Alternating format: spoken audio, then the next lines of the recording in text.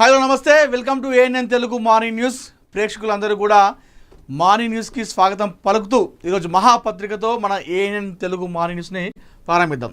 So మహాపత్రికలో ఈరోజు top news చూసుకుంటే, హరీష్ రావు అంతా నిష్ణాతుడైతే కేసీఆర్ ఎందుకు తీసేశారు, మంత్రి ఉత్తమ్ కుమార్ రెడ్డి కౌంటర్. సో ఏదైతే హరీష్ రావు మొన్న ఒక పవర్ ప్రజెంటేషన్ ఇవ్వడం జరిగింది, తెలంగాణ భవన్లో కూర్చొని ఏదైతే ఇప్పుడు ఈ ప్రాజెక్ట్ ఉంది కదా, ఈ ప్రాజెక్టు పైన నీటిపారుదల శాఖ ఏదైతే ఉందో దానిలో జరుగుతున్నటువంటి కొన్ని అక్రమాలంటూ ఆయన పవర్ ప్రజెంటేషన్ ఇస్తూ తెలంగాణ భవన్లో ఒక మీడియా సమావేశం ఏర్పాటు చేసాడు.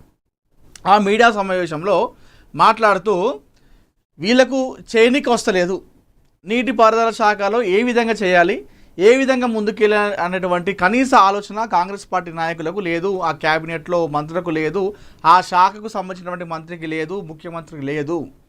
నన్ను ఒక 3 నెలలు మంత్రిని చేయండి, ఇరిగేషన్ శాఖ మంత్రి చేయండి, నేను 3 నెలల్లో చేసి చూపిస్తా.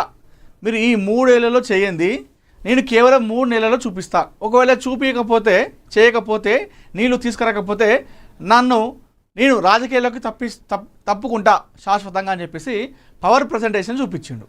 అయితే దీనికి కౌంటర్గా నీటిపారుదల శాఖ మంత్రిగా ప్రస్తుతం ఉత్తమ్ కుమార్ రెడ్డి గారు ఉన్నారు. అయితే చూపిస్తే ఆయన మాట్లాడుతూ, హరీష్ రావు బాగానే మాట్లాడుతూ ఉన్నాడు, నేను తెలంగాణ భవన్లో లెక్కలు చూపిస్తూ ఉన్నాడు, ఏదో పేపర్ పట్టుకొచ్చిండు ప్రజెంటేషన్కి, ఇవంతా మంచిగా ఉన్నది.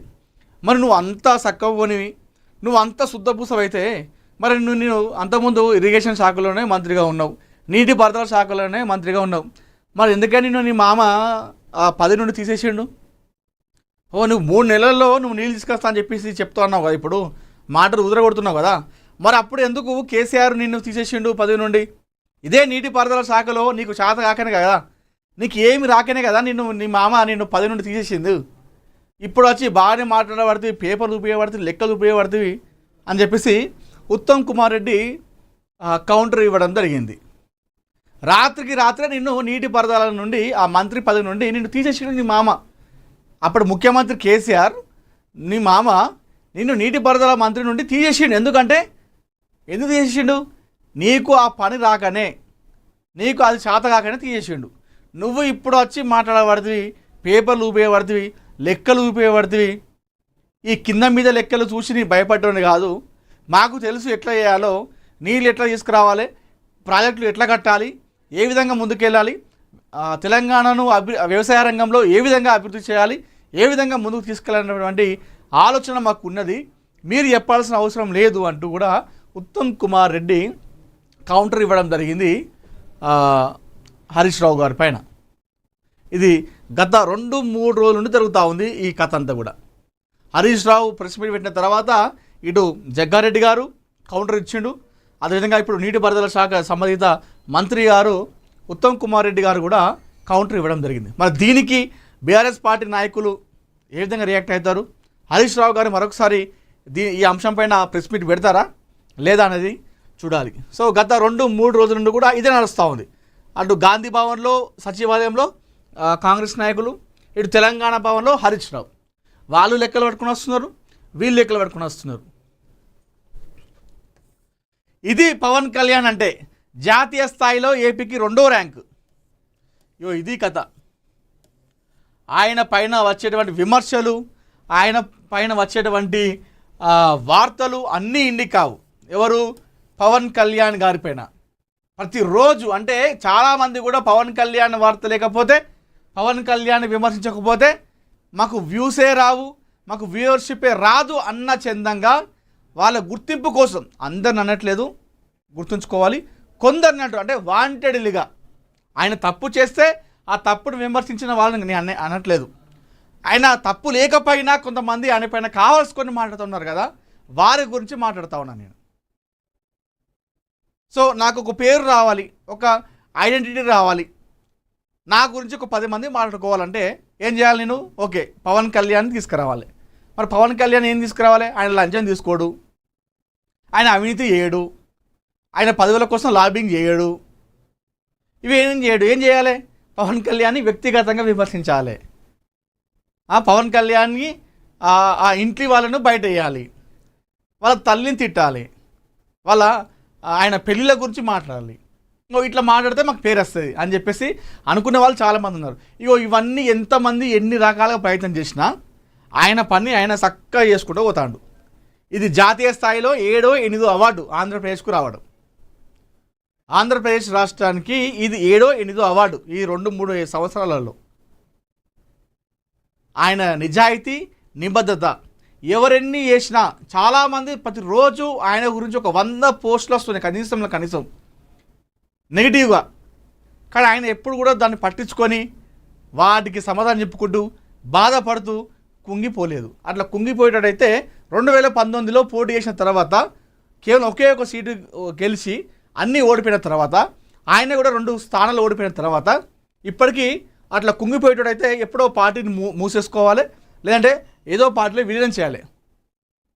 ఆయన అక్కడ మొండి మనిషి కదా, మొరడు మనిషి కదా. ఆ మొండి మనిషి కాబట్టి ఇవన్నీ తట్టుకుంటున్నాడు. అంటే మనం అంటాం కదా, దెబ్బలు తినంగా తిని ఒక మొద్దువారిపోతారు అన్నట్టు కదా. ఆయనకి ఇవన్నీ అలవాటు అయిపోయినాయి. ఫస్ట్లో కొంచెం ఇబ్బంది పడ్డాడట.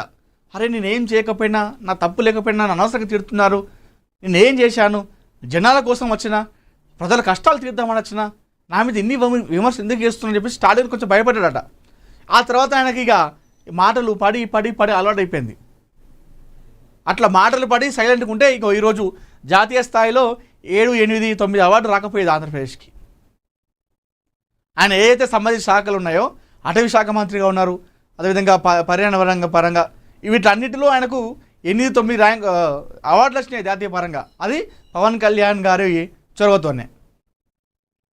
చూద్దాం ఎందులో వచ్చిందో.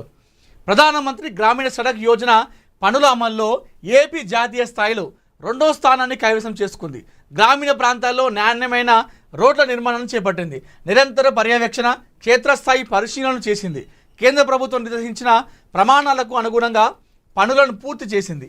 దీంతో ఈ గుర్తింపు సాధ్యమైంది. రాష్ట్రంలో రోడ్ల నాణ్యతను మెరుగుపరచడానికి పంచాయతీరాజ్ శాఖను చూస్తున్న డిప్యూటీ సీఎం పవన్ కళ్యాణ్ ప్రత్యేకంగా దృష్టి సారించారు. కొన్ని ప్రాంతాల్లో పనులను క్షేత్రస్థాయిలో స్వయంగా పరిశీలించారు. అధికారులకు తగిన సూచనలు చేశారు. దీంతో పనుల్లో నాణ్యత ప్రమాణాలు గణనీయంగా పెరిగాయి. దీంతో పవన్ పనితీరు దేశం గర్వించేలా, నేర్చుకునేలా ఉందంటూ ప్రశంసలు వెలువెత్తుతున్నాయి. ఇది కదా కావాల్సింది. మన గురించి ఇక్కడోడు అక్కడోడు వాడు వీడు అంటే తప్పు లేకపోయినా విమర్శించే వాళ్ళ గురించి మాట్లాడుతుండే దేశానికి పేరు వచ్చేదా? ఈరోజు రాష్ట్రానికి, దేశంలోనే ఆంధ్రప్రదేశ్ గురించి మాట్లాడుకునే వాళ్ళ కాదు కదా. దేశం గర్వించేలా ఆయన పనితీరు దేశమే గర్విస్తుంది. ఆయనను కొంతమంది ఒక కులానికి, ఒక మతానికి, ఒక ప్రాంతానికి అంటగడుతూ ఆయన పైన దుమ్మెత్తిపోస్తుంటారు. ఆయన పేరేమో, ఆయన పనితీరేమో దేశం మొత్తం ఈరోజు గర్విస్తుంది ఆయన చేసిన పనికి. పన్నులు, రోడ్లు వేసే విషయంలో కావచ్చు, ఎక్కడ ఆంధ్రప్రదేశ్లో మనం చూస్తున్న వీడియోలు ఎక్కడో కొండ ప్రాంతంలో ఉంటేగా ట్రైబల్ అటు సైడు వెళ్ళడానికి కూడా జనాలు వెళ్ళరు, అక్కడ ఉన్న మనుషులు తప్పితే. అలాంటి ప్రాంతాల్లో సైతం రోడ్లు వేయించినటువంటి ఘనత పవన్ కళ్యాణ్ గారికే దక్కింది. అసలు మేము రోడ్లు చూస్తామా? ఇదే కొండలు, గుట్టలు, బండలు ఎక్కుతూ దిగుతూ ప్రాణాలు అరిచేతి పెట్టుకొని నడుచుకుంటూ వెళ్ళేవాళ్ళం. కానీ రోడ్లు చూస్తామని మా జీవితంలో మేము అనుకోలేదు అని చెప్పేసి చాలామంది చెప్పినటువంటి వీడియోలు కూడా మనకు సోషల్ మీడియా ఉంటాయి. అడవి ప్రాంతాల్లో, దట్టమైన అడవులు, చీమలు చూడడం చిట్టడవి అంటారు కదా, అలాంటి అడవుల్లోనూ రోడ్లు వేసినటువంటి ఘనత అది ఆంధ్రప్రదేశ్ డిప్యూటీ సీఎం పవన్ కళ్యాణ్ గారికి దక్కింది.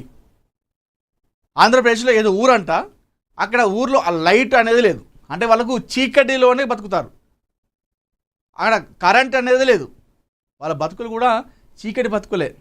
అలాంటి చీకటి జీవితాల్లో వెలుగు నింపినటువంటి వీరుడు, శూరుడు పవన్ కళ్యాణ్. లైట్ అనేది లేదు, అలాంటి ఊరికి కరెంటు తీసుకొచ్చిండు. కొన్ని 100 ఏళ్ళ చరిత్ర ఉంది ఆ ఊరికి, అంటే 100 ఏళ్ళ నుంచి ఉన్న ఊరికి కూడా ఎప్పుడు అటు వెళ్ళే నాదుడే లేడు. అలాంటి ఊరికి లైట్ తీసుకొచ్చిండు, కరెంటు తీసుకొచ్చిండు. అది పవన్ కళ్యాణ్. అంటే ప్రజలకు సేవ చేయాలన్నటువంటి స్వార్థం లేకుండా ఉండే మనుషులకు ఇలాంటి గౌరవం దక్కుతుంది.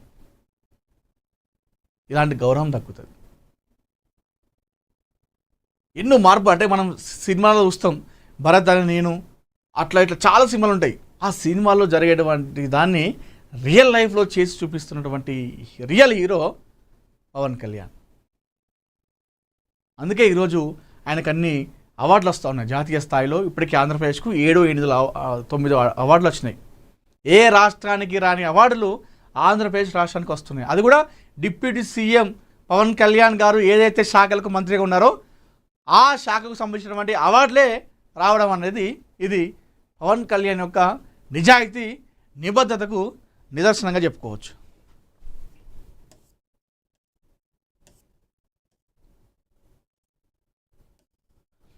ఆస్ట్రేలియాకు మోడీ నిజమైన మిత్రుడు. ఆస్ట్రేలియా ప్రధాని అల్బనీస్ మెల్బోర్న్లో భారతీయుల సభలో ప్రశంసలంట. నిన్న ఇది చాలా గ్రాండ్గా జరిగింది. భారతీయుల అక్కడ సమావేశంలో ఆస్ట్రేలియా ప్రధాని అల్బనీస్, అదేవిధంగా ప్రధాని మోడీ పక్కపక్కన మాట్లాడుతూ, సో మా ఆస్ట్రేలియాకు అసలు దోస్త్ అంటే మోడీనే, మరెవరూ లేరు అన్న చందంగా ఆయనను ప్రశంసల జల్లు కురిపించాడు ఆస్ట్రేలియా ప్రధాని అల్బనీస్. ఒకసారి ఆ వార్త చదువుదాం. ఆస్ట్రేలియా ప్రధాని ఆంటోనీ అల్బనీస్ మరోసారి ప్రధాని నరేంద్ర మోడీపై ప్రశంసలు కురిపించారు. మోడీ ఆస్ట్రేలియాకు నిజమైన మిత్రుడని, తనకు ఎంతో ఆప్తుడని అన్నారు. మెల్బోర్న్లో జరిగిన మెల్బోర్న్ మీట్స్ మోడీ కార్యక్రమంలో భారతీయులను ఉద్దేశించి మాట్లాడిన ఆయన ఈ వ్యాఖ్యలు చేశారు. మెల్బోర్న్లోని మార్వెల్ స్టేడియంలో జరిగిన ఈ కార్యక్రమానికి భారీ సంఖ్యలో భారతీయులు హాజరయ్యారు. ఎన్నో చారిత్రక కార్యక్రమాలకు ఈ స్టేడియం వేదికగా నిలిచిందని, కానీ భారతీయుల ఈ సమావేశం అత్యంత ప్రత్యేకమైందని ఆల్బనీస్ అన్నారు. ఈ సభలో కనిపిస్తున్న ఉత్సాహమే భారత్ ఆస్ట్రేలియా మధ్య ఉన్న బలమైన బంధానికి నిదర్శనమని పేర్కొన్నారు. ప్రధానిగా తాను 2 సార్లు భారత్లో పర్యటించే అవకాశం దక్కిందని ఆల్బనీస్ గుర్తు చేసుకున్నారు. భారతదేశ అందాలు, ప్రజల ఆతిథ్యం తనను ఎంతగానో ఆకట్టుకున్నాయని చెప్పారు. 2023లో అహ్మదాబాద్లోని నరేంద్ర మోడీ స్టేడియంలో మోడీతో కలిసి రథంలో ప్రయాణించిన అనుభవాన్ని ఎప్పటికూ మర్చిపోలేనని అన్నారు. అప్పట్లో గుజరాత్లో చూసిన ఆప్యాయత ఇప్పుడు ఈ సభలోనూ కనిపిస్తుందని వ్యాఖ్యానించారు. భారత సంతతి ప్రజలు ఆస్ట్రేలియా అభివృద్ధిలో కీలక పాత్ర పోషిస్తున్నారని ఆల్బనీస్ కొనియాడారు. ఆరోగ్యం, ఐటీ వంటి రంగాల్లో తమ సేవలు అందిస్తున్నారని చెప్పారు. చిన్న వ్యాపారాల అభివృద్ధికి తోడ్పడడంతో పాటు విద్యారంగాన్ని కూడా బలోపేతం చేస్తున్నారని తెలిపారు. క్లిష్ట పరిస్థితులు వచ్చినప్పుడు ముందుగా స్పందించి సాయం చేసేది భారతీయులని వెల్లడించారు. భారతీయుల వల్ల ఆస్ట్రేలియా మరింత బలమైన, వైవిధ్యభరితమైన దేశంగా మారిందని ఆల్బనీస్ అన్నారు. ఒక దేశం ప్రధాని ఇంకొక దేశం గురించి ఈ విధంగా ఇంత స్థాయిలో మాట్లాడడం అనేది చాలా అరుదుగా చూస్తూ ఉంటాం. ఎందుకంటే అట్లా మాట్లాడితే ఆ దేశ ప్రజలు ఏమనుకుంటారో, లేదంటే ప్రపంచ దేశాలు ఏమనుకుంటాయో అని చెప్పేసి ఆలోచించి జస్ట్ మాట్లాడతారు. Okay, Modi great, India great అయిపోతుంది. కానీ ఇక్కడ చూస్తే మా ఆస్ట్రేలియా ఈరోజు ఇంత అభివృద్ధి చెందిందంటే దానికి కారణం ఇక్కడ ఉన్నటువంటి భారతీయులే. ఇక్కడ వైద్య రంగంలో సేవలు అందిస్తుంది కూడా ఎక్కువ శాతంలో భారతీయులే ఉన్నారు. అదేవిధంగా వ్యాపార రంగంలో ఇంత అభివృద్ధిగా ముందుకు వస్తుందంటే ఆస్ట్రేలియా, అందులో భారతీయుల పాత్ర, కృషి మరవలేదని చెప్పారు. ఆస్ట్రేలియాకి ఏదైనా కష్టం వస్తే సహాయం చేసే వాళ్ళలో ముందుండేది భారతీయులే అని చెప్పేసి చెప్పడం. అంటే ఓవరాల్గా భారతీయులు లేకపోతే మా ఆస్ట్రేలియా నడవదు అన్న స్థాయిలో మాట్లాడడం జరిగింది. ఇదే ఆస్ట్రేలియాలో ఒక 20 సంవత్సరాల కింద అనుకుంటా, 18 సంవత్సరాల కింద ఆస్ట్రేలియాలో మన భారతీయుల పైన చాలా దాడులు జరిగేది. ప్రతిరోజు ఒక వార్త చూసేవాళ్ళం. ఆస్ట్రేలియాలో భారతీయుడిపై దాడి, ఆస్ట్రేలియాలో భారతీయుడిపై అమానుష ఘటన, ఆస్ట్రేలియాలో భారతీయుని చంపేశారు. ఇలాంటి వార్తలు బాగా చూసేవాళ్ళం. 2008, 9, 10, 11 ఆ టైంలో బాగా వచ్చే వార్తలు.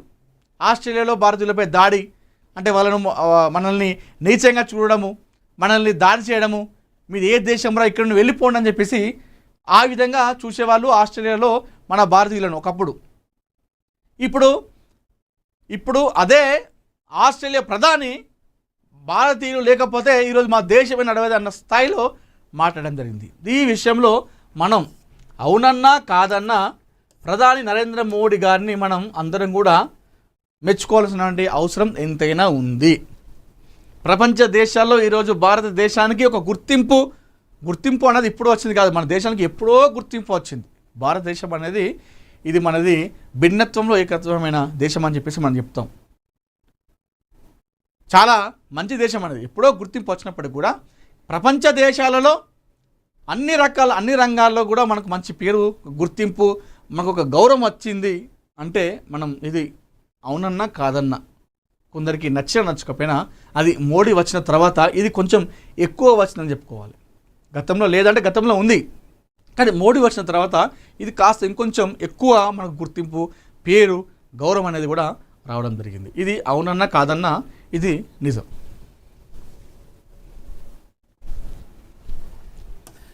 మనవాడి కోసం వంటగదిలోకి సీఎం రేవంత్. నిన్న ఈ వీడియో చూస్తే చాలా చూడముచ్చటగా అనిపించింది. అంటే ఢిల్లీకి రాజైన తల్లికి కొడుకు అన్నట్టు రాష్ట్రానికి బాసే కావచ్చు, రాష్ట్రానికి ముఖ్యమంత్రి కావచ్చు, ఈ స్టేట్కి సీఎంఏ కావచ్చు, కానీ మనవడికి తాతనే కదా.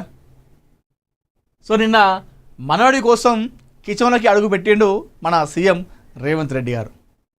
సో మనవడు పూరీలు చేయమంటే మంచిగా పిండి తెచ్చిండు, అలా నీళ్ళు కలిపిండు, దాన్ని ముద్ద చేసిండు, దాంతో మంచిగా చేస్తారు కదా, చేసి నూనెలో వేసి మంచిగా కాల్చి తన మనవడికి ఇచ్చిండు రేవంత్ రెడ్డి గారు. నిన్న ఈ వీడియో చూస్తే చాలా అంటే చాలా ముచ్చటగా అనిపించింది. అంటే ఎన్నో టెన్షన్స్, అంటే ముఖ్యమంత్రి స్టేట్కి తెలంగాణలో ఎన్నో ఉన్నాయి పథకాలు అమలు చేసేవి, ఎన్నో టెన్షన్స్ ఉంటాయి, ఎన్నో ప్రోటోకాల్ అంశంలు ఉంటాయి. అంటే ఒక సెకండ్, ఒక నిమిషం కూడా మనకు తీరిక ఉండడానికి ఉండదు. ఏదో ఒక టెన్షన్, ఏదో ఒకటి చేయాలి, ముందుకు వెళ్ళాలి, రాష్ట్రాన్ని ముందుకు తీసుకెళ్ళాలన్నటువంటి ఆలోచన ఎక్కువ ఇదే ఉంటుంది. మరోవైపు ప్రతిపక్షాల విమర్శలు. సో నిన్న మనవడి కోసం కిచెన్లోకి అడుగుపెట్టి కాస్త టైం స్పెండ్ చేసిండు వాళ్ళకి. ముఖ్యమంత్రి అయిన తర్వాత కుటుంబానికి ఆయన చాలా దూరంగా ఉంటా ఉన్నాడు రేవంత్ రెడ్డి గారు.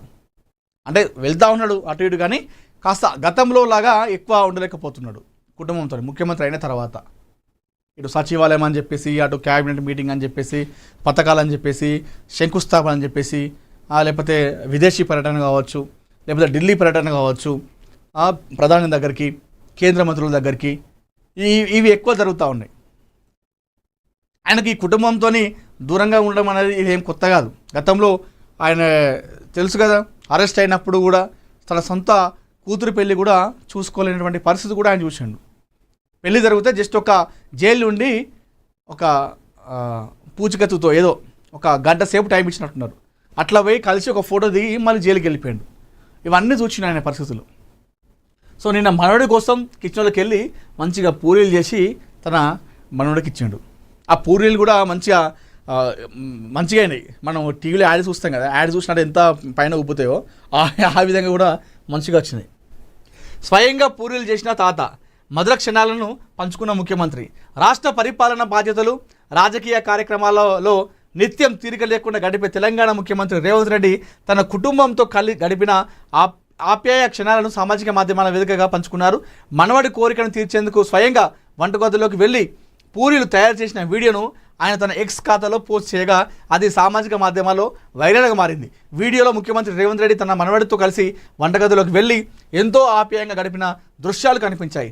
మనవడిని పక్కన కూర్చోబెట్టుకొని ఆ పిండిని కలిపి చపాతీ పీటపై పూరీలు ఒత్తి వేడి నూనెలో స్వయంగా వేస్తూ ఆయన పూరీలు కూడా చేయడం జరిగింది సీఎం రేవంత్ రెడ్డి గారు. సో ఒక ముఖ్యమంత్రి స్థాయి, స్టేట్కి బాస్ కాబట్టి ఆయన ఏం చేసినా ఆ వీడియో వైరల్ అవుతుంది కాబట్టి. సో నిన్న ఇది తన మనవడితో, తన కుటుంబ సభ్యులతో ఆప్యాయంగా గడిపినటువంటి క్షణాలు కాబట్టి ఈ వీడియో మరింత వైరల్ కావడం జరిగింది.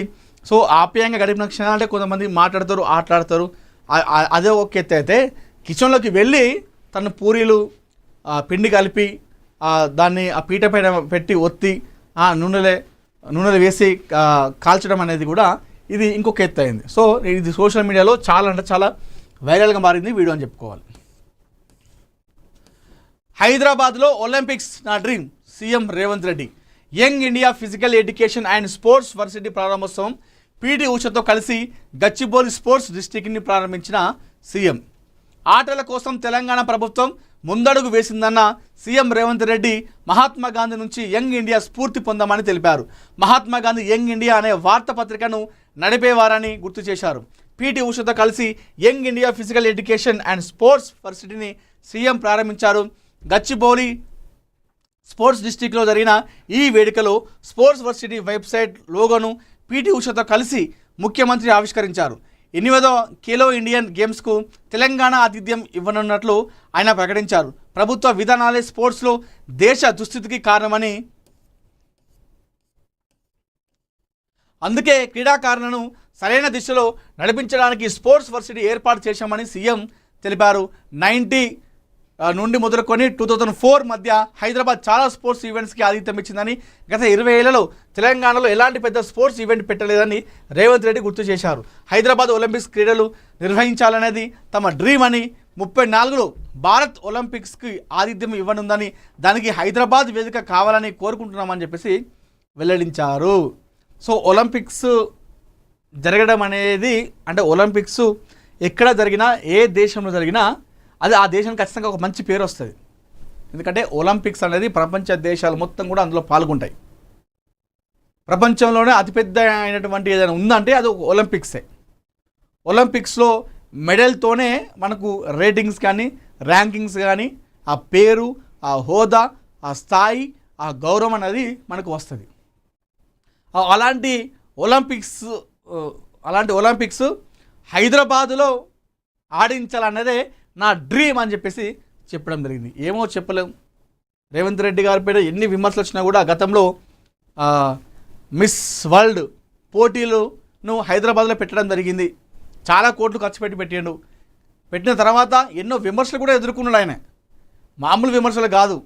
తెలంగాణలో ఎవరికి ఇక్కడ పథకాలు లేవు, కథ లేదు, కార్యక్రమం లేదు, 100 కోట్లు 1000 కోట్లు పెట్టి ఇప్పుడు ఈ 100 కోట్లు అవసరమా అని చెప్పేసి ఎన్నో విమర్శలు చేసినప్పటికీ కూడా ఆయన అసలు భయపడలేదు, వెనక అడుగు వేయలేదు. అంటే మా తెలంగాణ కూడా అన్నిటికీ ఆతిథ్యం ఇస్తుంది. మేమేం తక్కువ, మా దగ్గర మిస్ వరల్డ్ పోటీలు జరగాలి, మా దగ్గర ఒలింపిక్స్ జరగాలి, మా పేరు ప్రపంచ దేశాల మొత్తం కూడా వినిపించాలి అనేటువంటి థాట్లో రేవంత్ రెడ్డి గారు ముందుకు దూసుకెళ్ళింది. కానీ వీళ్ళన్న మాటలు పట్టించుకోలేదు. అయితే ఒలింపిక్స్ పెట్టడం అనేది మామూలు విషయం కాదు. ఒలింపిక్స్కి వెళ్ళ కనుక హైదరాబాద్లో పెడితే మన తెలంగాణకు, హైదరాబాద్కి ప్రపంచవ్యాప్తంగా ఇంకా ఎక్కువ పేరు వచ్చే అవకాశం ఉంది.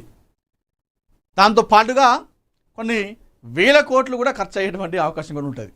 మరి చూద్దాం 34 వరకు, మరి 34లో కూడా వరకు కూడా ముఖ్యమంత్రిగా నేనే ఉంటా అని చెప్పేసి అన్నారు మన రేవంత్ రెడ్డి గారు.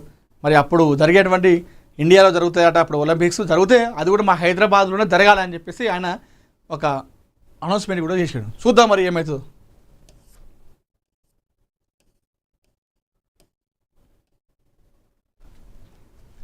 కొండంత రచ్చ, కడియం దమ్ముంటే మంత్రి పదవి తెచ్చుకో, లేకుంటే రాజీనామా చేసి ఇంట్లో కూర్చో. కొండా సురేఖ మాస్ వార్నింగ్, వివాదాలపై పీసీసీ సీరియస్, పరిశీలకుల నియామకం అని చెప్పేసి ఇక్కడ వార్త చూసుకోవచ్చు. ఏమైంది అసలు? ఉమ్మడి వరంగల్ జిల్లాలో కొండా వర్సెస్ కడియం ఈ వివాదం రోజుకు మరింత ముదురుతుంది కానీ తగ్గట్లేదు. మంత్రి కొండా సురేఖ, ఎమ్మెల్యే కడియం శ్రీహరి మధ్య విభేదాలు మరింత తీవ్రమయ్యాయి. ఈ వ్యవహారంపై పీసీసీ చీఫ్ మహేష్ కుమార్ గౌడ్ను కలిసిన సురేఖ తన అభ్యంతరాలను వివరించారు. ఉమ్మడి వరంగల్ జిల్లా రాజకీయాలపై అసంతృప్తి వ్యక్తం చేస్తూ కడియంపై చర్యలు తీసుకోవాలని కోరినట్లు అనంతరం మీడియాతో మాట్లాడిన మంత్రి కొండా సురేఖ తెలిపారు. తాను బాధ్యతలు చూస్తున్న దేవాదాయ శాఖలోకి తనకు సమాచారం ఇవ్వకుండా కడియం వచ్చి కమిషనర్తో సమీక్ష నిర్వహించారని సురేఖ ఆరోపించారు. ఏ పౌరుడైనా శాఖ కార్యాలయానికి వచ్చి వినతి పత్రం ఇవ్వొచ్చని, కానీ సమీక్షలు నిర్వహించడం మాత్రం తమ శాఖని హైజాక్ చేసినట్టని వ్యాఖ్యానించారు. మంత్రి, ఎమ్మెల్యే బాధ్యతల మధ్య తేడా తెలుసుకోవాలని కడియానికి సూచించారు. ఈ సందర్భంగా కడియంపై సురేఖ వ్యక్తిగత విమర్శలు కూడా చేశారు. తాను సీనియర్నని, ఎన్నోసార్లు మంత్రిగా పనిచేశానని చెప్పుకుంటారని ఎద్దేవా చేశారు. గతంలో బీఆర్ఎస్ టికెట్పై పోటీ చేసి తర్వాత కాంగ్రెస్లో చేరిన వ్యక్తి ఇప్పుడు నీతి గురించి మాట్లాడడం సరికాదని విమర్శించారు. తాను కేవలం వినతి పత్రం మాత్రమే ఇచ్చానని, అపార్థం జరిగిందని కడియం చెప్పిన వివరణను కూడా సురేఖ ఖండించారు. సమీక్ష నిర్వహించి అధికారులకు ఆదేశాలు ఇచ్చినట్లు కడియమే ప్రెస్ నోట్ విడుదల చేశారని చెప్పారు. ఈ విషయాన్ని ఇప్పటికే ముఖ్యమంత్రి దృష్టికి తీసుకెళ్లామని రాష్ట్ర కాంగ్రెస్ వ్యవహారాల ఇన్ఛార్జ్ మీనాక్షి నటరాజన్ కూడా వివరించినట్లు వెల్లడించారు. కడియం కపట బుద్ధితో వ్యవహరిస్తున్నారని సురేఖ ఆరోపించారు. ఎదుటి వారి ఎదుగుదలను ఆయన సహించరని విమర్శించారు. గతంలో ఉప ముఖ్యమంత్రిగా పనిచేసిన వ్యక్తి ఇప్పుడు సాధారణ ఎమ్మెల్యేగా ఉండడం జీర్ణించుకోలేకపోతున్నారని అన్నారు. మరి ఇప్పుడు ఈ ఎట్లుందంటే కథ, ఇప్పుడు బీఆర్ఎస్ పార్టీలో గెలిచిన వాళ్ళు కాంగ్రెస్ పార్టీలోకి వచ్చి మేము ఆజామాయిషి తెలిగిస్తామంటే ఇక్కడ ఉన్న నచ్చదు కదా. ఇప్పుడు అక్కడ జగిత్యాలలో సంజయ్ది జీవన్ రెడ్డికి అట్లా జరిగింది, ఇక్కడ కడియంది కొండ సురేఖది అదే జరుగుతూ ఉంది. నా దేవాదాయ శాఖలో ఆయన ఒక ఎమ్మెల్యే, ఆయన ఏ విధంగా సమీక్ష నిర్వహిస్తాడు?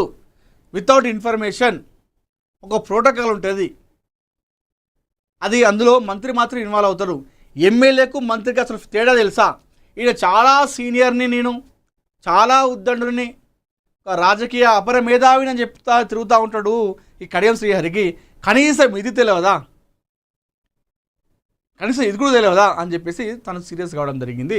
దాంతో పాటుగా మహేష్ కుమార్ గౌడ్ గారు కూడా ఆమె ప్రజెంటేషన్ ఇచ్చింది, ఈ విధంగా జరుగుతుంది, దీనిపైన మీరు స్పందించాలని చెప్పేసి చెప్పడం జరిగింది. మరి ఇప్పుడు కడియం గారి కూడా ఎందుకు సమీక్ష నిర్వహించాడు? కనీసం ఒక అమ్మా నువ్వు చిన్నదానివి నాకంటే, నాకు ఈ విధంగా తెలుసు, నేను ఇందులో ఇన్వాల్వ్ అవుదాం అనుకుంటున్నా అని చెప్పేసి ఒక మాట చెప్తే అయిపోయేది. ఒక పెద్ద మనిషిగా, ఒక హుందాతనంగా ఉండేది. ఆయన సీఎం క్యాండిడేట్ నన్ను అడిగితే,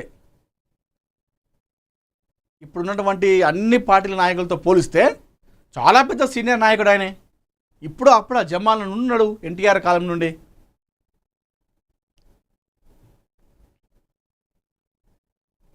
ఒక మాట ఆమెకు ఇన్ఫర్మేషన్ ఇవ్వలేదట, ప్రోటోకాల్ పాటించలేదు. మరి మంత్రికి ఎమ్మెల్యేకు మధ్యలో ఎందులో ఇన్వాల్వ్ కావాలి, ఏమేమి చేయాలనే విషయాలన్నీ కూడా మనకు తెలిసి ఉండాలి. మరి ఆయన అన్నీ తెలుసు అంటాడు, ఈ విషయం ఎట్లా తెలియదు అని చెప్పేసి ఆమె సీరియస్ అయింది. మరి దీనిపైన అధిష్టానం కూడా సీరియస్ ఉందట. మరి ఏమవుతుంది, వీళ్ళ కథ ఇంకెంత దూరం పోతాయి అన్నది కూడా మనం చూడాలి.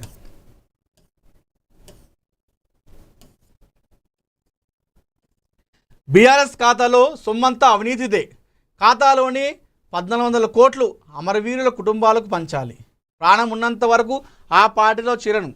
కాళేశ్వరం, అనకొండ హరీష్ రావు అధికారంలోకి రాగానే ఫినిక్స్ సంస్థతో పాటు భూ కేటాయింపులపై సమీక్షిస్తాం. సింగరేణి బాయిబాట కార్యక్రమం సందర్భంగా కవిత సంచలన వ్యాఖ్యలు. బీఆర్ఎస్ దగ్గర ఉన్నటువంటి డబ్బులు ఏవైతున్నాయో ఆ 1400 కోట్లు అంతా కూడా అవినీతి సొమ్మే. ఆ 1400 కోట్ల సొమ్మును మొత్తం కూడా అమరవీరుల కుటుంబాలకు పంచాలి. ఈ డబ్బంతా వాళ్ళదే. వాళ్ళ దాన్ని ఏమంటారు, వాళ్ళ అమరత్వం మీద వీళ్ళు ఇదంతా ఒక పునాది ఏర్పాటు చేసుకొని పెద్ద పెద్ద సామర్థ్యం కట్టుకున్నారు. ఈ డబ్బంతా వాళ్ళదే, ఆ కుటుంబాలకు పంచాలి ఈ 1400 కోట్లు అని చెప్పేసి లెక్కతో సహా చెప్పింది. మరి 1400 కోట్లు అని చెప్పేసి మరి ఈమె లెక్క పెట్టింది కోసం. ఎందుకంటే గతంలో బీఆర్ఎస్ పార్టీ ఉంది కాబట్టి, కేసీఆర్కి స్వయంగా కూతురు, కేటీఆర్కి చెల్లె కాబట్టి మరి ఆమె లెక్క పెట్టినట్టు నాకు తెలిసి కరెక్ట్ 1400 కోట్లు ఉన్నాయని చెప్పేసి చెప్తా ఉంది. తెలంగాణ రక్షణ సేన అధ్యక్షురాలు కవిత మరోసారి సంచలన వ్యాఖ్యలు చేశారు. తాను బీఆర్ఎస్లోకి వెళ్తానని ప్రచారం చేస్తున్నారని, అయితే తన కంఠంలో ప్రాణం ఉండగా మళ్ళీ బీఆర్ఎస్లోకి వెళ్ళేదే లేదని, ఆ పార్టీతో జతకట్టేది లేదని స్పష్టం చేశారు. వ్యక్తిగతంగా తాను ఎన్నో అవమానాలకు గురయ్యారని ఆవేదన వ్యక్తం చేశారు. అంటే వ్యక్తిగతంగా ఆమె అవమానాలు పడ్డది కాబట్టి బయటకు వచ్చింది. అంటే తను చెప్పేది మీరు వింటున్నారా? వ్యక్తిగతంగా తాను అవమాన పడ్డది కాబట్టే అందులోకి వెళ్ళి బయటకు వచ్చింది. అది ఆస్తి పంపకాల విషయంలో మరి ఇంకే ఇతరత్ర ఏదైనా అనుకోవచ్చు. వ్యక్తిగతంగా అవమానానికి గురైంది కాబట్టి బయటకు వచ్చింది. తెలంగాణ ప్రజలకు అన్యాయం జరిగిందనో, తెలంగాణ ప్రజలకు తెలంగాణ రాష్ట్రం వచ్చిన తర్వాత కూడా ఇంకా అవమానాలు జరుగుతున్నాయనో బయటికి రాలేదు. ఇక్కడ మీరు క్లియర్గా అర్థం చేసుకోవాలి. ఒకటి కవిత గారు చెప్తుందంటే, బీఆర్ఎస్ పార్టీలోకి చచ్చేరాక వెళ్ళే ప్రసక్తే లేదు, ఆ పార్టీలో నేను చేరాను అని చెప్పేసి కుంటకు బద్దలు కొట్టేసింది. ఎందుకంటే వ్యక్తిగతంగా తాను ఇండిపెండెంట్గా, అంటే తాను వ్యక్తిగతంగా ఆ ఇంట్లో పోరు పడలేక అవమానాలు భరించలేక బయటకు వచ్చి పార్టీ పెట్టిందట. తెలంగాణకు అవమానం జరిగిందనో, తెలంగాణ రాష్ట్రానికి అభివృద్ధి జరుగుతలేదనో, అంటే తెలంగాణ ప్రజలకు అభివృద్ధి జరుగుతలేదనో రాష్ట్రానికి అభివృద్ధి జరుగుతలేదనో ఆమె బయటికి రాలేదు. వ్యక్తిగతంగా ఆమెకు వ్యక్తిగతంగా మంచి జరగలేదు కాబట్టి బయటకు వచ్చేసింది. జనాలు అర్థం చేసుకోవాలి అంతే. మేడమే చెప్తా ఉంది డైరెక్ట్గా. బీఆర్ఎస్ ఖాతాలో ఉన్న 1400 కోట్లు అవి క్విడ్ ప్రో కింద ఆంధ్ర కాంట్రాక్టర్లు ఇచ్చిన సొమ్ములు కాదా అని ప్రశ్నించిన కవిత ఆ సొమ్మును అమరవీరుల కుటుంబాలకు ₹1 కోటి చొప్పున పంచాలని ఆమె డిమాండ్ చేశారు. మరి అదే డబ్బుతో కదా అమ్మా, అదే డబ్బుతో ఏదైతే మీరు అంటున్నారో ఆంధ్ర కాంట్రాక్టర్లు ఇచ్చినటువంటి డబ్బు అని చెప్పేసి మీరు ఏదైతే అంటున్నారో ఆ 1400 కోట్లు ఆ డబ్బులు ఉండే కదా మీకు నిజామాబాద్లో ఎంపీగా గెలిచింది. ఏ డబ్బుతో గెలిచిరమ్మా మీరు ఏ డబ్బుతో గెలిచారు నిజామాబాద్లో?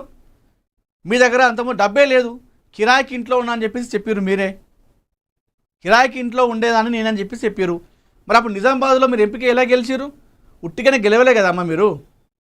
ఆ డబ్బుల నుండే కదా మీకు ఆడ ఎలక్షన్ ఖర్చో లేకపోతే కార్యకర్తలకు ఖర్చో లేదంటే మీకు పోస్టర్లకో అక్కడ జెండాలకో ఆ ఖర్చు అంతా ఎక్కడికి? అంటే మీరు ఓట్లకు డబ్బులు ఇచ్చి గెలిచిన అంటలేను, ఉంటుంది కార్యకర్తలు తిరిగినందుకు పొద్దున తిరిగినందుకు పాపం వాళ్ళకు ఆ ఖర్చు, తిండి ఖర్చు, 3 పూటల జెండాలు, పోస్టర్లు, ఆ మైకులు, ఆ ఆటోలకు, ఆ ప్రచారానికి ఆ డబ్బంతా ఎక్కడిది? మరి ఇదే ఆంధ్ర కాంట్రాక్టర్లు అని చెప్పేసి ఇదే కదా మరి అప్పుడు ఎందుకు తెలియలేదమ్మా మీకు ఇది అవినీతి సొమ్మని?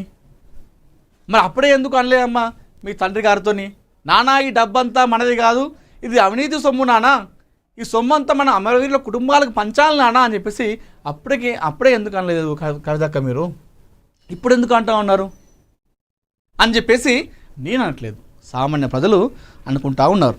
సో మరి దీనిపైన ఇప్పుడు కవిత అంశం ఏదైతుందో ఇది బీఆర్ఎస్ పార్టీకి ఒక తలనొప్పిగా మారిందని చెప్పుకోవాలి ఈ అంశం అంతా కూడా.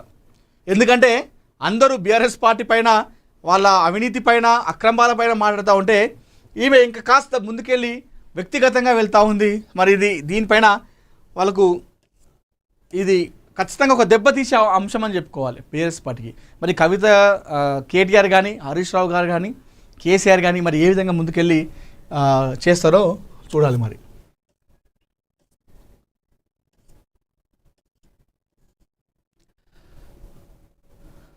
శరద్ పవార్, ఏక్నాథ్ షిండే భేటీ అంట.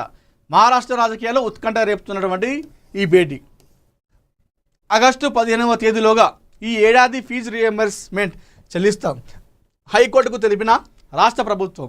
విద్యార్థులకు, ప్రైవేట్ కళాశాలలకు కొంత ఊరడని చెప్పేసి మనం ఇక్కడ చూస్తూ ఉన్నాం.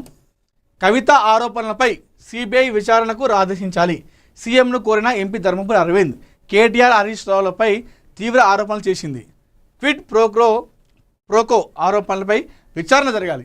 ఏదైతే కవిత ఆరోపణలు చేసిందో ఈ 1400 కోట్లు అవినీతి సొమ్మని చెప్పేసి ఇదంతా ఆంధ్ర కాంట్రాక్టర్ల డబ్బని, ఇది క్విడ్ ప్రోకో డబ్బా అని చెప్పేసి చెప్పిందో ఈమె పెట్టిన తర్వాత ప్రెస్ మీట్ తర్వాత ధర్మపురి అరవింద్ గారు ప్రెస్ మీట్ పెట్టి కవిత ఆరోపణలపైన సిబిఐ విచారణ జరపాలి, కేటీఆర్, హరీష్ రావు పైన చాలా విమర్శలు చేసింది, వీటన్నిటిపైన కూడా విచారణ జరిపించాలి, సిబిఐ ఆమె వ్యాఖ్యలను సుమోటగా తీసుకొని వారిపైన విచారణ జరిపించాలి అని చెప్పేసి సీఎం రేవంత్ రెడ్డి గారిని ఎంపీ అరవింద్ గారు కోరడం జరిగింది. మరి ఏమైతుందో చూడాలి. మరి పాక్ ఆక్రమిత కాశ్మీర్లో ఉద్రిక్తతలు, ఇస్లామాబాద్కు 48 గంటల అల్టిమేటం అట.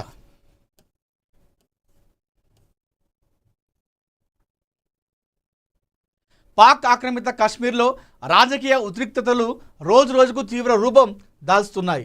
పాక్ ప్రభుత్వ విధానాలకు వ్యతిరేకంగా ప్రజా సంఘాలు ఆందోళనలను ఉధృతం చేస్తున్నాయి. తమ డిమాండ్లను 48 గంటల్లోగా ఆమోదించకపోతే తీవ్ర పరిణామాలు ఎదుర్కోవాల్సి ఉంటుందని joint Awami action committee Pak ప్రభుత్వాన్ని హెచ్చరించింది.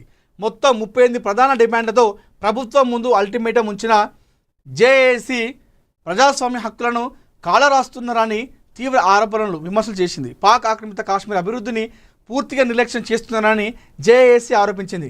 ప్రజల సంక్షేమాన్ని పక్కన పెట్టి రాజకీయ ప్రయోజనాల కోసమే ఇస్లామాబాద్ నిర్ణయాలు తీసుకుంటుందని మండిపడింది.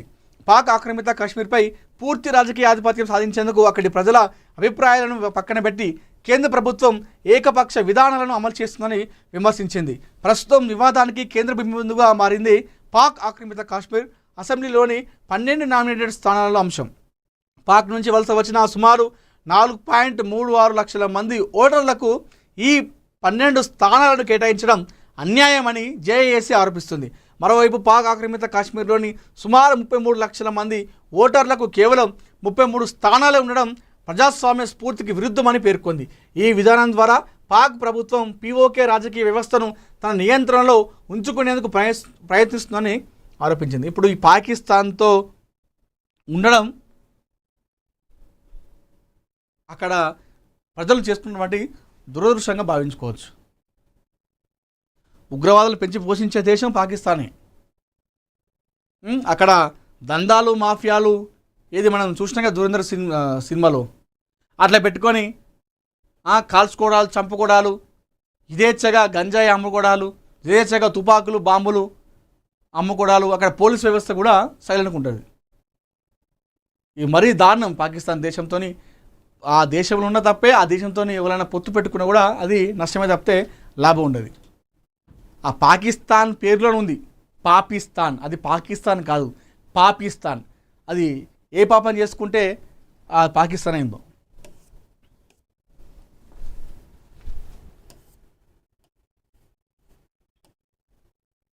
సింగరేణి భవిష్యత్తుకు కేంద్ర ప్రభుత్వం భరోసా.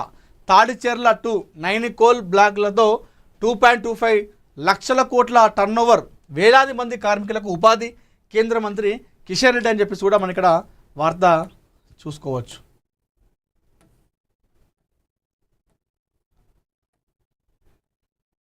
గ్రామ పంచాయతీలను అన్ని రంగాల్లో అభివృద్ధి చేయాలని చెప్పేసి చూస్తూ ఉన్నాము. ఇక్కడ యాదాద్రి భువనగిరి జిల్లాలో అదనపు కలెక్టర్ భాస్కరరావు చెప్తా ఉన్నారు. రేషన్ షాపులకు దరఖాస్తు చేసుకోవాలని చెప్పేసి తహసీల్దార్ దశరథ చెప్తా ఉన్నాడు వలిగొండ మండలంలో. అదేవిధంగా కవిత ఆరోపణలపై సిబిఐ విచారణ జరిపించాలని చెప్పేసి ఇందాక మనం చెప్పిన వార్త అరవింద్ గారు. అదేవిధంగా కూకల్ క్రాస్ వద్ద బురదను తొలగించిన పోలీసులు అని చెప్పేసి చూస్తాను. మహావరంగల్లో ఆలేరు కాన్స్టిట్యున్సీ పిఎస్సిఎస్ నూతన పాలక మండలి నియామకం అని చెప్పేసి చూస్తా ఉన్నాం. ప్రభుత్వ విప్ బీర్ ఐలయ్య చెప్తా ఉన్నటువంటి వార్త కూడా మనం చూసుకోవచ్చు. గవర్నర్ను కలిసిన జిల్లా అధ్యక్షులు మాజీ కార్పొరేటర్ అని చెప్పేసి మహావరంగల్లో వార్త మనం చూసుకోవచ్చు.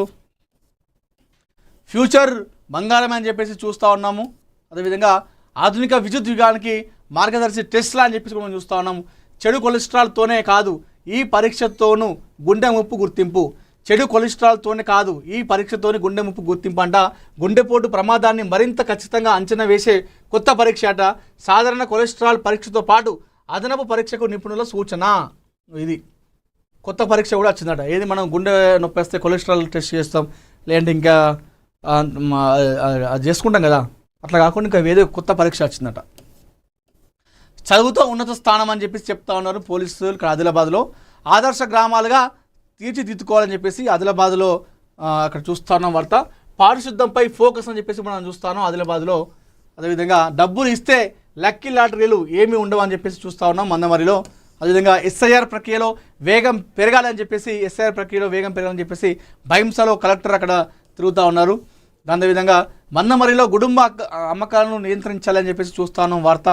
అదేవిధంగా సిఎంఆర్ లక్ష్యాలను త్వరగా పూర్తి చేయాలని చెప్పేసి మంచిర్యాల జిల్లా కలెక్టర్ కుమార్ దీపక్ అక్కడ కోరుతా ఉన్నారు. క్రీడలకు అత్యంత ప్రాధాన్యత ఇవ్వాలని చెప్పేసి చూస్తూ ఉన్నాము. మరొక వార్త ఆదిలాబాద్లో మానవత్వాన్ని చాటిన సీనియర్ సిటిజన్ అని చెప్పేసి చూస్తూ ఉన్నాం. బెల్లంపల్లిలో విద్యార్థుల హక్కుల కోసం పోరాటం అని చెప్పేసి రాజేంద్రనగర్లో ఇక్కడ వార్త చూసుకోవచ్చు. దాంతోపాటుగా గిరిజనులకు స్నేహపూర్వక పోలీసింగ్ సాంకేతిక సేవలను చేరవేయాలని చెప్పేసి మనం ఇక్కడ వార్త చూసుకోవచ్చు. బెల్లంపల్లిలో ప్రభుత్వ పాఠశాలలో విద్యార్థుల సంఖ్య పెంచాలని చెప్పేసి మంచిర్యాల జిల్లా కలెక్టర్ కుమార్ దీపక్ చెప్తా ఉన్నారు. ఫుడ్ సేఫ్టీ అధికారుల దాడులు అని చెప్పేసి మనం ఇక్కడ రాజేంద్రనగర్లో వార్త చూసుకోవచ్చు. సీఎం రిలీఫ్ ఫండ్ నిరుపేదలకు వరం అని చెప్పేసి వార్త చూసుకోవచ్చు ఇబ్రహీంపట్నంలో. అదేవిధంగా ప్రజా సమస్యల పరిష్కారానికి వినతి అని చెప్పేసి రాజేంద్రనగర్లో మరొక వార్త చూసుకోవచ్చు. శంషాబాద్ జోన్ పరిధిలో వర్షాల పట్ల ముందస్తు చర్యలు చేపట్టాలని చెప్పేసి జోనల్ కమిషనర్ చంద్రకళ ఆదేశాలు జారీ చేసింది రాజేంద్రనగర్లో. ఇదొక వార్త చూసుకోవచ్చు. దాంతోపాటుగా బొలేరో వాహనం బీభత్సం అని చెప్పేసి వార్త చూస్తున్నాము. బస్ స్టాప్లో నిల్చున్న 2 మహిళలు అక్కడక్కడే మృతి అని చెప్పేసి మనం రాజేంద్రనగర్ వార్త కూడా చూసుకోవచ్చు. కేంద్ర మంత్రి జేపీ నడ్డాకు ఎయిర్పోర్ట్లో ఘనస్వాగతం పలికినటువంటి మన నాయకులు రామచంద్రరావు గారు, అదేవిధంగా లక్ష్మణ్ గారు, కిషన్ గారు, అదేవిధంగా కిషన్ రెడ్డి గారు, అదేవిధంగా డి కిరణ్ గారు వార్త కూడా చూసుకోవచ్చు. డంపింగ్ యార్డ్ విషయంలో శాంతి భద్రతలకు విఘాతం కలిగితే చట్టపరమైన చర్యలు అని చెప్పేసి మనం ఇంకొక వార్త చూస్తున్నాం. కుషాయిగూడలో డంపింగ్ యార్డ్ ఎత్తివేయాలంటూ 11 చెత్త లారీలు బంద్ అని చెప్పేసి ఇక్కడ వార్త చూసుకోవచ్చు. కుషాయిగూడలో షేర్ ట్రేడింగ్ పేరుతో 1.56 లక్షల టోకరా అని చెప్పేసి మరొక వార్త వస్తున్నాం. బస్సు బొలేరో ప్రమాదంలో ఒకరు మృతి, ఇద్దరికి సీరియస్, వరంగల్ తరలింపు, బాధితులకు అండగా ఉంటారన్న ప్రభుత్వ విప్ ఆది శ్రీనివాస్. ఇది పెద్ద ప్రమాదం జరిగింది నిన్న అని చెప్పుకోవాలి. అరుణోదయ నాగన్న ఆశయాలను కొనసాగిద్దామని చెప్పేసి మరొక వార్త కూడా చూసుకోవచ్చు. నేటి విద్యా సమస్యల బంద్ సహకరించాలని చెప్పేసి ఆ సమస్యలపై ఎంవీఓకు వినతి అని చెప్పేసి వార్త వస్తున్నాం. కారేపల్లిలో ఎంపీ రవిచంద్రను కలిసిన బీఆర్ఎస్ నాయకులు అని చెప్పేసి మరొక వార్త చూసుకోవచ్చు. Sir zoom meeting Bhuvanagiri MLA Kumbam Anil Kumar Reddy అని చెప్పేసి కూడా సర్పై జూమ్ మీటింగ్ నిర్వహించాడు భువనగిరి ఎమ్మెల్యే కుమ్మం అనిల్ కుమార్ రెడ్డి గారు. అదేవిధంగా బీబీ నగర్ ఎయిమ్స్ అభివృద్ధి పనులపై ఉన్నత స్థాయి సమీక్ష సమావేశం అని చెప్పి కూడా మనం వార్త చూసుకోవచ్చు. బాధిత కుటుంబాలకు మనిషి లక్ష్మి పరామర్శ అని చెప్పేసి కారేపల్లిలో మరొక వార్త కూడా మనం చూసుకోవచ్చు. అదేవిధంగా ఇక్కడ చూసుకుంటే వారణాసిలో రాజమౌళి మేకింగ్ మ్యాజిక్ భారీ సవాళ్ళ మధ్య చిత్రీకరణ అని చెప్పేసి కూడా మనం ఇక్కడ వార్త చూసుకోవచ్చు. ప్రణీత సుభాష్ అందాల మాయ అని చెప్పేసి కూడా మనం ఇక్కడ మరొక వార్త చూసుకోవచ్చు. జననాయకన్కు సెన్సార్ క్లియరెన్స్, విజయ్ అభిమానుల నిరీక్షణకు తీరా అని చెప్పేసి మనం మరొక వార్త కూడా చూసుకోవచ్చు. దాంతోపాటుగా టాక్సిక్స్తో గీతా మోహన్ దాస్ మాస్టర్ స్ట్రోక్ అని చెప్పి కూడా మనకు మరొక వార్త చూస్తున్నాము. అదేవిధంగా ఏదైతే పెద్ద సినిమా ఏపీ తెలంగాణలో రెండిట్లో కలిసి 170 కోట్ల షేర్ను సాధించి భారీ సూపర్ డూపర్ హిట్ అయింది సినిమా. సో నిన్న ఓటీటీలోకి రావడం జరిగింది పెద్ద సినిమా. ఓటీటీలోని కూడా పెద్ద సినిమా ఒక రికార్డ్ని అయితే సృష్టిస్తూ ఉంది, ప్రపంచం సృష్టిస్తూ ఉంది. నిన్న ఒక్కరోజే ఓటీటీలో కొన్ని లక్షల మంది వీక్షించారు పెద్ద సినిమాని ఓటీటీలో. ఇన్ని రోజులు థియేటర్లో భారీ సక్సెస్ అయింది. ప్రతిరోజు కూడా ప్రతి వారం కూడా హిట్ టాక్తో దూసుకెళ్తూ హౌస్ఫుల్ బోర్డు కూడా పెట్టడం జరిగింది. మడిపోయినటువంటి థియేటర్లు కూడా తెరిపించింది పెద్ద సినిమా. ఓవరాల్గా 170 కోట్ల షేర్ను సాధించి తెలుగు సినిమాల్లో 5వ అతిపెద్ద హిట్గా నిలిచింది షేర్ విషయంలో. ఏది ఈ మధ్య కాలంలో వచ్చినటువంటి బాహుబలి, కల్కి, త్రిబల్ ఆర్, అదేవిధంగా కేజీఎఫ్ అనుకుంటా. ఆ తర్వాత పెద్ద సినిమా ఉన్నది, పుష్ప తర్వాత పెద్ద సినిమా 5వ సినిమాగా. అంటే సూపర్ డూపర్ బంపర్ హిట్ అయిపోయింది ఈ పెద్ద సినిమా. ఎంతోమంది ఈ సినిమాపై మామూలు ట్రోల్ కాదు, సినిమా చూడకుండా వెళ్ళకుండా చాలా ప్రయత్నం చేసినప్పటికీ కూడా అది ఒక గ్రామీణ నేపథ్యంలో జరిగినటువంటి కథకు జనాలు బ్రహ్మరథం కట్టారు. చిన్నపిల్లలు, పెద్దలు, ముసలి వాళ్ళు సైతం ఆటలలో వెళ్ళి మరీ సినిమా చూడడం జరిగింది పెద్ద సినిమాని. ఇందులో రామ్ చరణ్ నట విశ్వరూపం చూపించాడు. డైరెక్టర్ తీసినటువంటి ఆ సినిమా ఏ విధంగా తీశాడో, అదేవిధంగా కథనం కావచ్చు, ఇవన్నీ కూడా జనాలను నచ్చి ఓవరాల్గా 175-180 కోట్ల షేర్ను సాధించి సూపర్ డూపర్ హిట్గా నిలిచింది పెద్ద సినిమా. ప్రస్తుతం సినిమా ఓటీటీలో రన్ అవుతుంది. థియేటర్లో మిస్ అయిన వారు ఖచ్చితంగా ఓటీటీలో సినిమా చూడండి. మీ పిల్లలకు కూడా ఆ సినిమాలో ఉన్నటువంటి ఏదైతే ఒక గ్రామంలో ఉన్న వ్యక్తి కేవలం చదువు మాత్రమే కాదు, ఆటలో కూడా రాణిస్తే ఊరికి ఆ దేశానికి ఏ విధంగా పేరు తీసుకొస్తాడనేదే పెద్ద సినిమా యొక్క సారాంశం. సో థియేటర్లో మిస్ అయిన వారు ఖచ్చితంగా ఓటీటీలో సినిమాను చూడండి. కుటుంబంతో చూడాల్సిన సినిమా పెద్ద సినిమా. సో చిన్నపిల్లలు, చదువుకున్న వాళ్ళు కూడా ఈ సినిమా చూపిస్తే ఇది ఒక మోటివేషన్ అయ్యే అవకాశం ఉంటుంది కాబట్టి చెప్తాను. ఇది ఈరోజు మార్నింగ్ న్యూస్ విశేషాలు. మరిన్ని ఇంట్రెస్టింగ్ వార్తల కోసం చూస్తూనే ఉండండి ANN తెలుగు.